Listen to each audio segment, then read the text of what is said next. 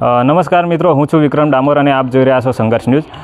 સમાચારની વાત કરીએ તો ફતેપુરા વિસ્તારની અંદર આપણે આવ્યા છે. ફતેપુરા વિસ્તારના વાઘવડલા પ્રાથમિક શાળા મુકામે આવ્યા છે. અહીં એક શૌચાલય બનતું હતું. એ શૌચાલયનો વિરોધ આજથી 2 દિવસ અગાઉ થયો હતો અને એક જાગૃત નાગરિક દ્વારા અવાજ ઉઠાવવામાં આવ્યો હતો. એના પછી જાગૃત નાગરિકને ફોન કરીને સરપંચના પતિ દ્વારા ધાક ધમકીઓ આપવામાં આવી હતી અને આજે રૂબરૂ સ્થળ મુલાકાત લેવા માટે આવ્યા છે. અને આપણી જોડે એક જાગૃત નાગરિક જે અવાજ ઉઠાવ્યો હતો, જે બહાર પાડ્યું હતું, એ વ્યક્તિ પણ આપણી જોડે હાજર છે. એમની જોડે ચર્ચા કરીએ શું આખી કહાની છે. જી, આપનું નામ? મારું નામ પ્રવીણભાઈ ડામોર. શું મુદ્દો શું હતો અને કઈ રીતે આ ઘટના બની હતી અને શું રિયાલિટી શું છે?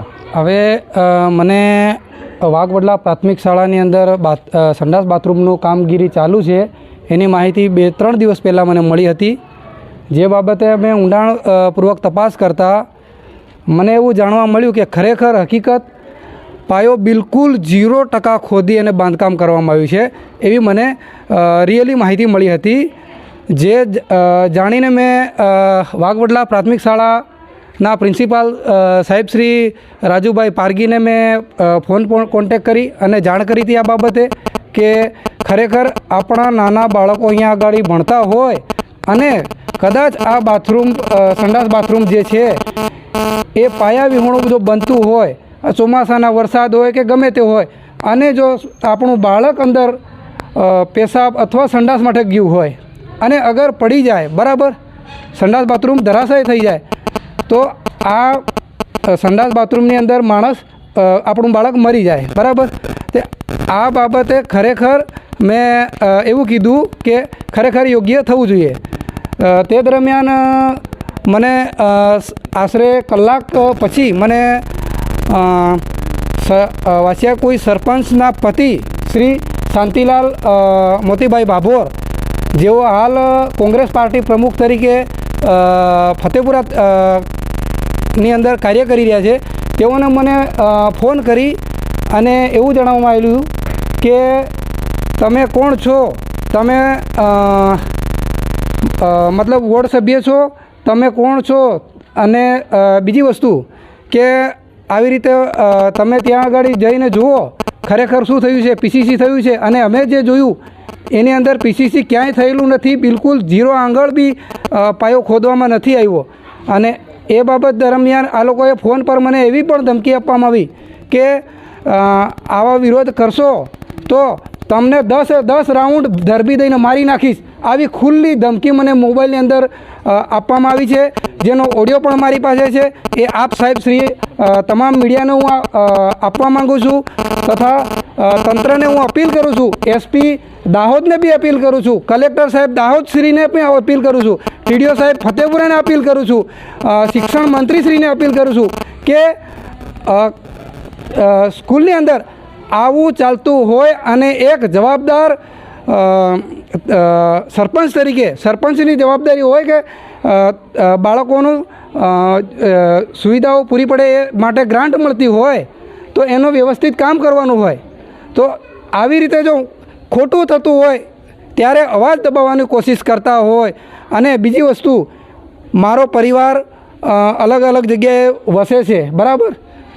આ સરપંચના પતિ શાંતિલાલભાઈ ભાભોર અને જે અત્યારે હાલ કોંગ્રેસ પાર્ટી પ્રમુખ ફતેપુરા તરીકે હોદ્દા પર છે, જેઓ કદાચ આ ધમકી આપે છે, બરાબર, તો ક્યારેક મને ગાડીથી એક્સિડન્ટ કરીને અકસ્માત કરીને મર્ડર કરાવી શકે છે અથવા તો ફાયરિંગ કરીને કરાવી શકે, કેમ કે એ લોકો એના ઓડિયા પરથી સ્પષ્ટ એવું જણાઈ આવે છે કે એની પાસે 2 નંબરનું હથિયાર ધરાવે છે. એને હથિયાર ક્યાંથી લાવ્યા છે એ તમામની તપાસ થવી જોઈએ. અને આ વાઘવડલા પ્રાથમિક શાળાની અંદર જે સંડાસ બાથરૂમ બની રહ્યું છે એ ખરેખર યોગ્ય બનવું જોઈએ એવી મારી અપીલ છે. તથા કોંગ્રેસ પાર્ટીના તમામ હોદ્દેદારોને ઉપલા કક્ષાને પણ રજૂઆત કરું છું કે તમે આવા કોંગ્રેસ પાર્ટીની અંદર આવા કાર્યકર્તાઓને તમે સામેલ કરી અને તમે કઈ દિશાની અંદર લઈ જવા માંગો છો. જે આપણે વાત કરી જાગૃત નાગરિકને, તો ચેક કરીએ આપણે કે શું રિયાલિટી શું છે. આપણે બાથરૂમ જે બની રહ્યું છે એને ચેક જ ચાલી રહ્યો હતો, એ જગ્યા પર આપણે જઈએ અને એ જગ્યાની રિયાલિટી ચેક કરીએ કે શું રિયાલિટી છે. તો દર્શક મિત્રો જોઈ શકો છો તમે કે આ જે સાઈડમાં બીજું બાથરૂમ બનાવી રહ્યા છે એ બાથરૂમનો ખાડો એ પાયો અંદાજે 1.5 થી 2 ફૂટ દેખાઈ આવે છે, પરંતુ જે બાથરૂમ તૈયાર કરેલ બાથરૂમ છે તેનો પાયો લગભગ નહીંતર 1 ઈંટ જેટલો જ અંદર દેખાઈ આવે છે। આપ જોઈ શકો છો દર્શક મિત્રો કે જેનો પાયો ખોદવામાં આવ્યો નથી, માત્ર ને માત્ર ઈંટ મૂકી દેવામાં આવી છે અને ત્યાંથી ઉપર લઈ લેવામાં આવી છે। જો આ પાયો ખોદવામાં નથી આવ્યો, ન કરે નારાયણ, આ બાથરૂમ જો પડી જાય અને કોઈ બાળક ત્યાં સ્વચ્છતામાં હોય તો શું નુકસાન પહોંચે એ તંત્રની પણ જવાબદારી હોઈ શકે, અહીંયા સ્થાનિક આચાર્યની પણ જવાબદારી છે। અને એસએમસી સમિતિનું જ્યારે પૂછવામાં આવ્યું ત્યારે કહેવામાં આવ્યું છે કે એસએમસી સમિતિ એ પણ ગેરહાજર હતી જ્યારે આ પાયો ખોદ્યો ત્યારે। જે પ્રિન્સિપાલ છે એ પ્રિન્સિપાલ પણ ગેરહાજર હતા એવું અમને પ્રિન્સિપાલ દ્વારા કહેવામાં આવ્યું છે।